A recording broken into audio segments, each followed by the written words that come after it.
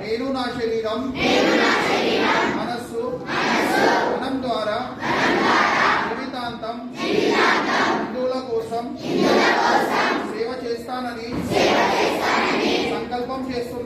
బలధామ అంజని పుత్ర పవన సుతనామ మహావీర విక్రమ బజరంగి కుమతి నివార సుమతి కే సంగి కంచను వరను